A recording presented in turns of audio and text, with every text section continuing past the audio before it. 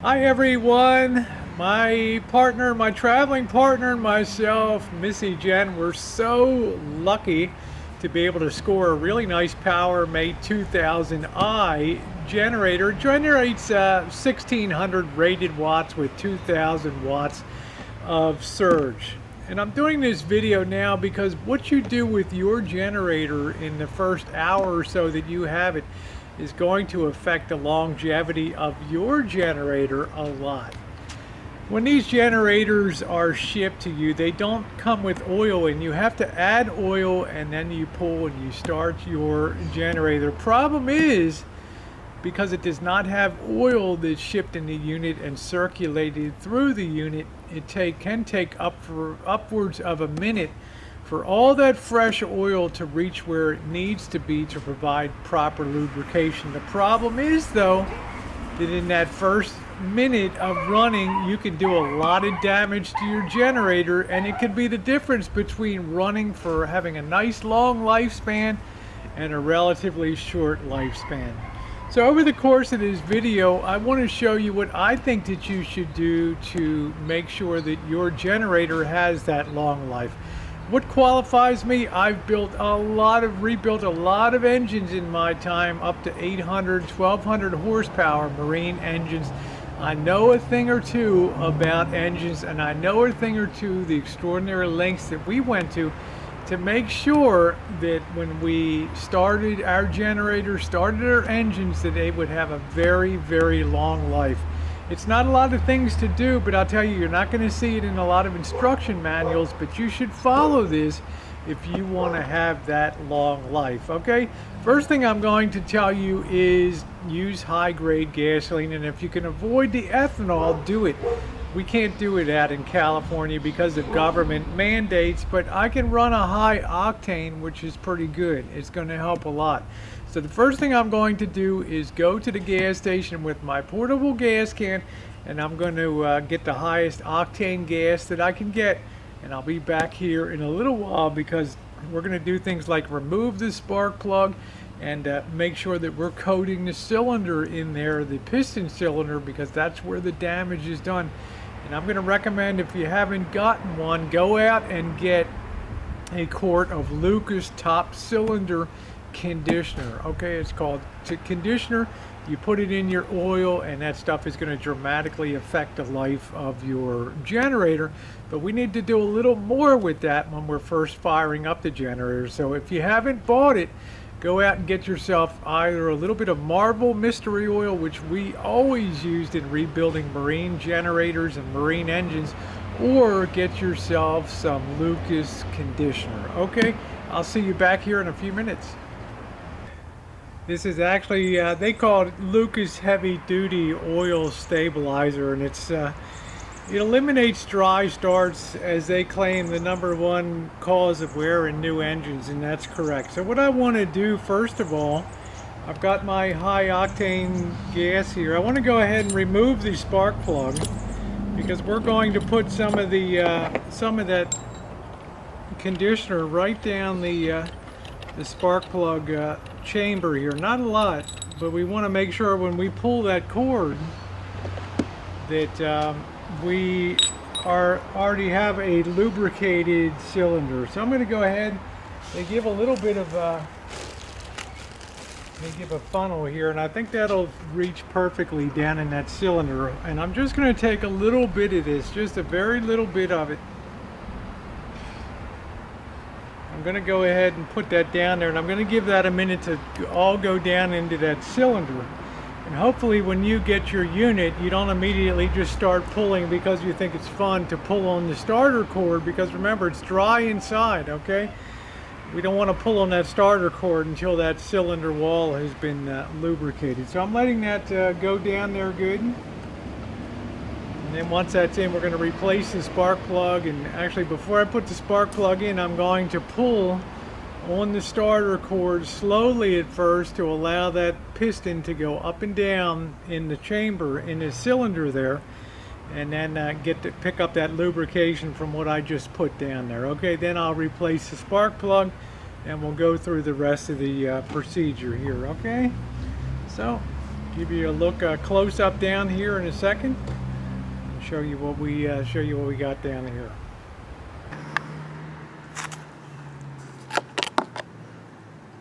Go ahead and remove that. I think you can see down the hole there our cylinder.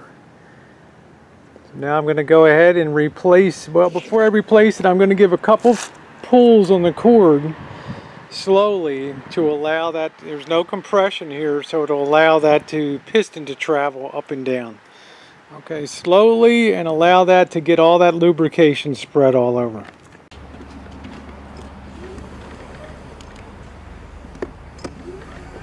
And I'll give this about 10 pulls very slowly here. And what that's allowing is that little bit of top cylinder lubrication I put in is coating that cylinder wall in there. Very, very important. That's where all the wear occurs, on that piston, that cylinder.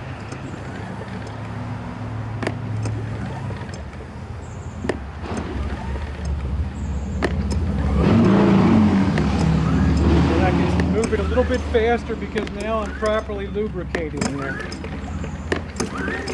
Okay, so I'm going to now replace the spark plug and then add some oil into our crankcase.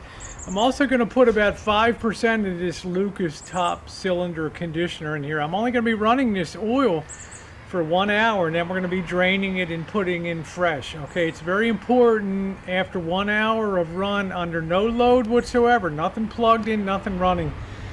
We're going to then drain the oil and put fresh oil in.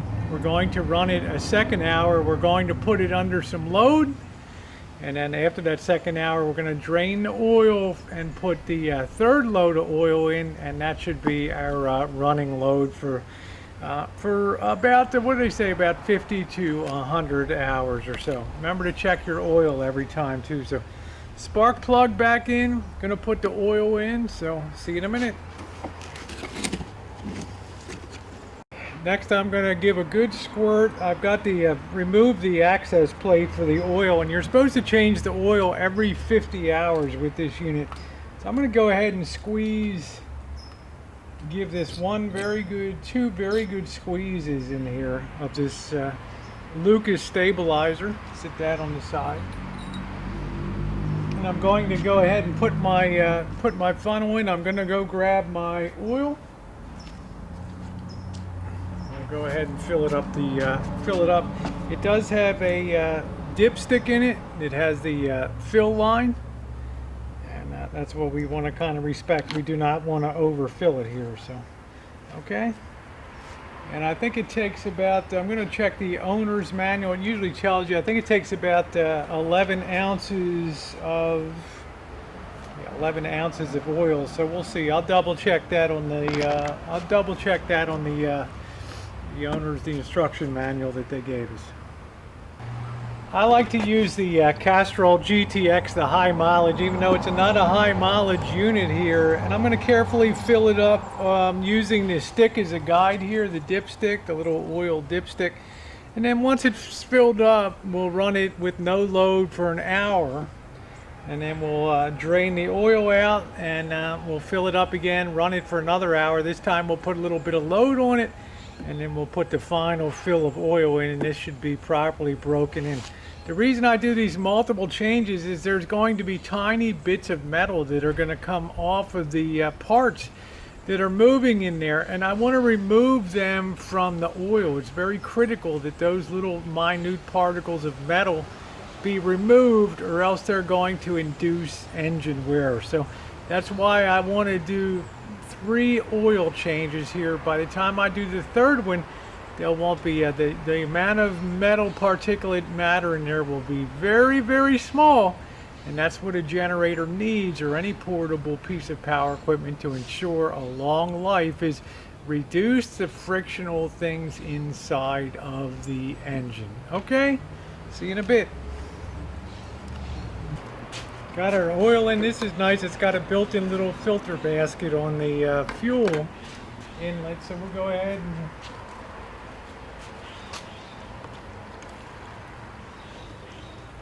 fuel up here. Probably put about 1 gallon in.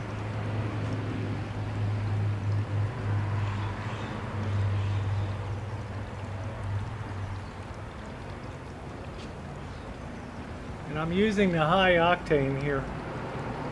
I think here it's 91 octane.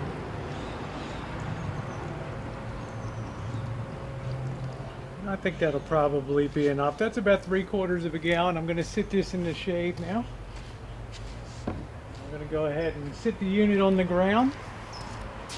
And we're going to give her a start. We want to open up the vent here so it draws properly. Open, and now it's in an on position. So we'll go ahead and we'll get this set and we'll start her up.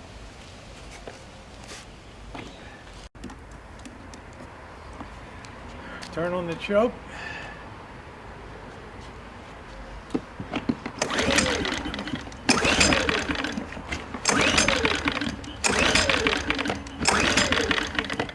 It'll take a couple times since this is the first time, and it doesn't really have a primer on it, so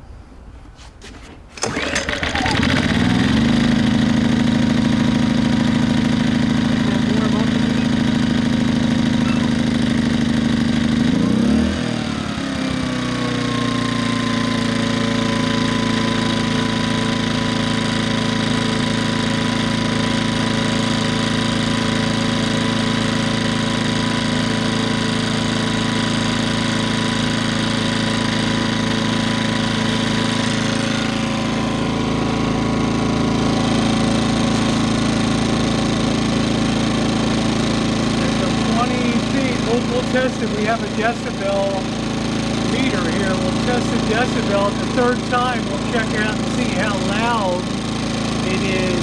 After we fill it with oil the third time, we'll do a little check of the sound level and we'll see how it is. It's rated about 58 decibels at 20 feet. Right now I have the side panel, so that's allowing a little more noise. Okay?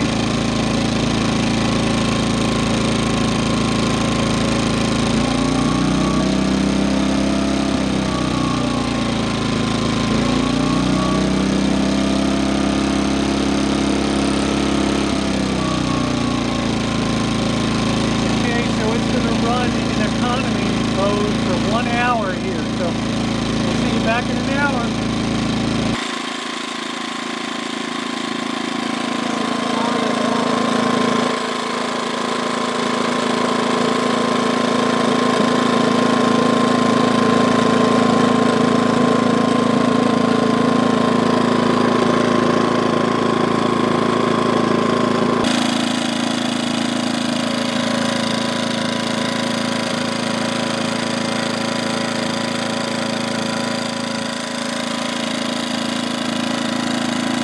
If you ever find yourself with a little bit of an oil spill, put some rice flour on it. This stuff is really is super fine, and this will work down in the oil and it'll absorb everything. It's amazing. Okay. Let that go to work on there. Ever on your shop floor or something like that, get yourself some rice flour.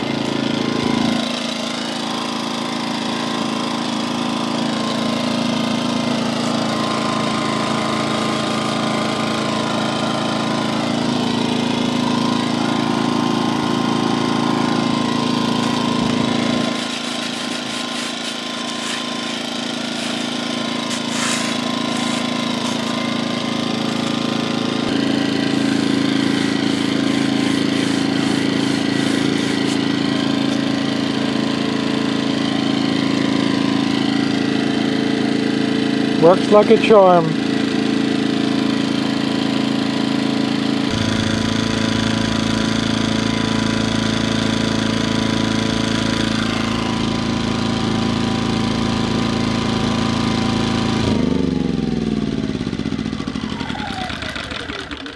All right, it has been an uneventful first hour, and that's exactly what I want. So I'm going to go ahead and drain the oil. Put another ounce of the Lucas oil treatment in it, top it up with the oil, and we're gonna run it a second hour, okay? Let's get to it. Okay, we've now put in our second load of oil, so we will move it to get ready to run into our second hour here, okay?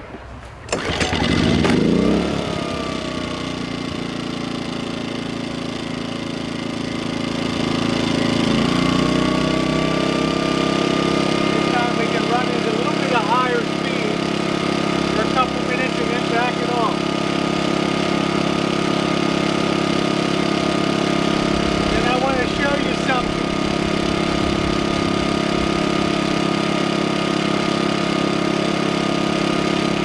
This is why you change out that first load of oil.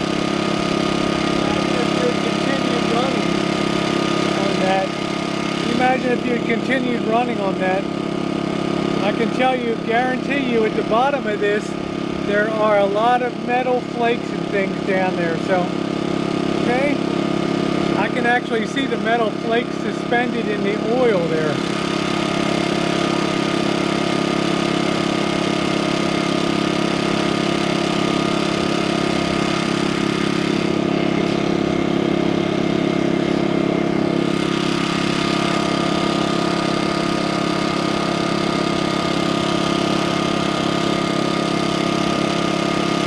Very important to do this procedure properly if you want your generator to last.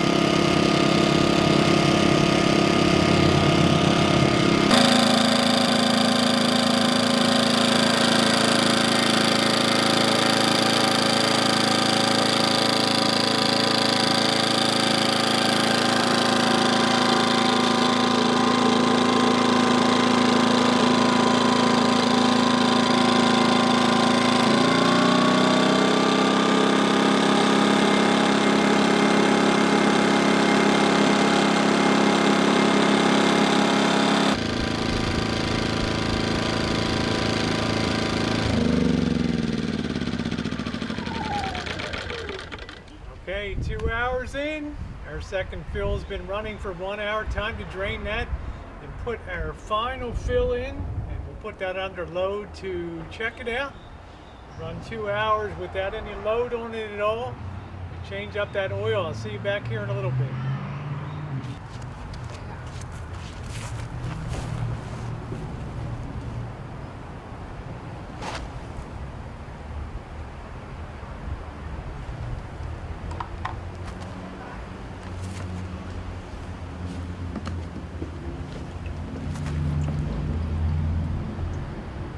That oil is so much cleaner than the first load.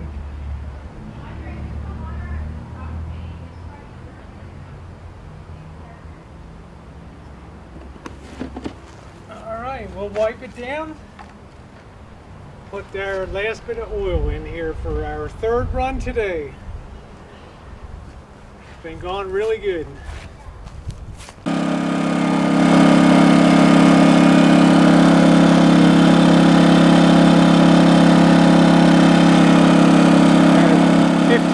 Watt generator. Put it up a bit.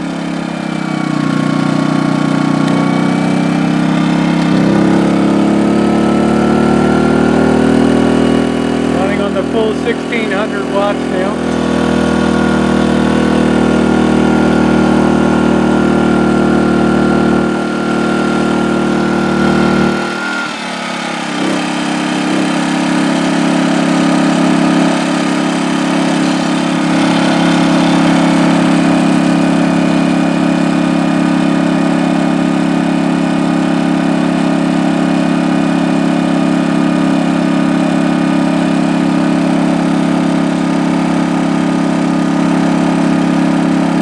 Okay, I have measured off 20 feet from the generator. Let's see what we get for a reading here.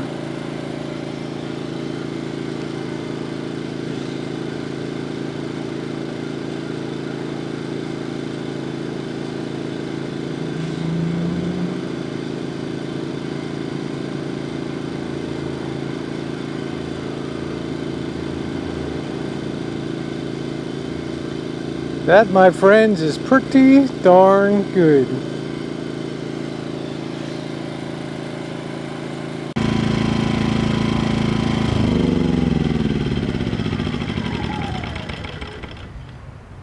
That's going to be a wrap for the video. Just a few highlights I want to go over in this video. Number one, it's important that first hour, that golden hour, is probably the difference between your generator lasting for years and your generator lasting maybe 9 months to 1 year, because this is 1 hour of running the generator on oil. And I tell you, this has, you can hold it up to the sunlight and you can see the particulate metal matter in there. And if you run your generator on this for an extended period of time, all you're doing is circulating that metal through all the moving parts of the generator, and it will lead to premature failure. Remember what you've seen here with this glass today. Number two, when you're running your generator, use a top cylinder conditioner, oil stabilizer, something like a Lucas or a Marvel Mystery Oil. This has added properties that help to prevent dry starts of a unit. If it's sat there for any period of time and hasn't run, well, that's the risk of dry start where you do a lot of damage.